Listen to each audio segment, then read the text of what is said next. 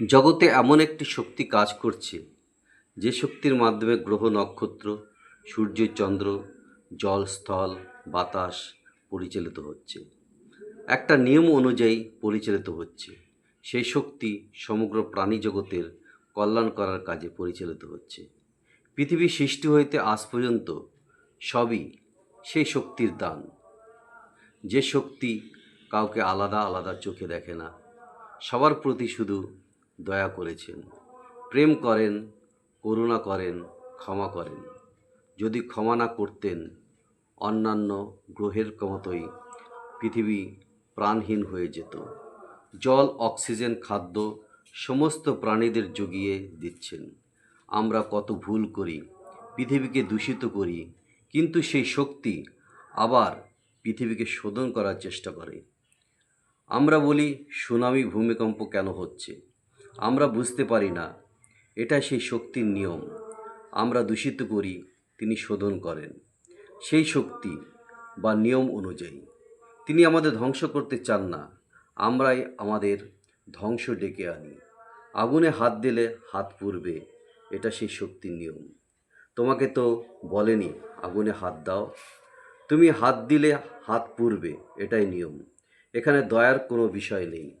হালকা football shot করলে একরকম যাবে, ভারী ফুটবল আর এক রকম।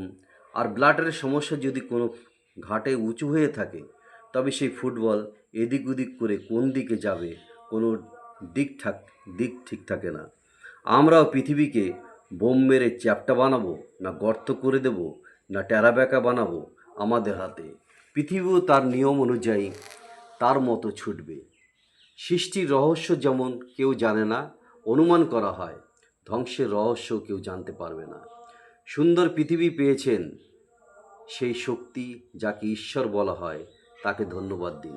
সৃষ্টির সমস্ত উপাদান এখানে আছে, তাই নিয়েই আপনারা নতুন জিনিস আবিষ্কার করছেন। অন্য গ্রহে এসব পাবেন না, আর কিছু নতুন জিনিস সেখানে বানাতে পারবেন না। এখানে বানিয়ে সেই অন্য গ্রহে নিয়ে যাচ্ছেন। এসব দেখে মনে হয় না এই সৃষ্টির পিছনে কোনো না কোনো শক্তি কাজ করছে। যতদিন পৃথিবীতে আছেন, পৃথিবীকে ভালোবাসুন, মানুষকে ভালোবাসুন। আজ আছেন তো কাল নেই, কিন্তু আমাদের মনুষ্য জাতি যেন বেঁচে থাকে, প্রাণী জগৎ যেন এই পৃথিবীতে বসবাস করতে পারে।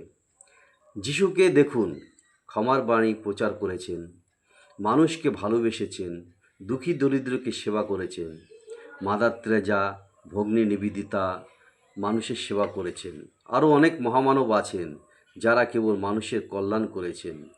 তাদের অনুসরণ করুন, সুন্দর পৃথিবী আরও সুন্দর করুন। পৃথিবীতে আপনি না থাকলেও আপনার ভালো কাজের ভালো ফল রয়ে যাবে। যেমন বিদ্যাসাগর, রবি ঠাকুর, বিবেকানন্দ, এনাদের মতো মহান ব্যক্তিদের ফল আমরা আজও ভোগ করি। যিশুর প্রেমের বাণী সমস্ত পৃথিবীতে ছড়িয়ে যাচ্ছে। এ দেখে মনে হয় না প্রেমই সব থেকে শক্তিশালী? প্রেম মহান। প্রেমের সঙ্গে দ্বন্দ্ব, ঈর্ষা আঘাত করে না। আপনিও অন্যকে প্রেম করুন, দেখবেন শান্তির পৃথিবী গড়ে উঠবে। আমেন।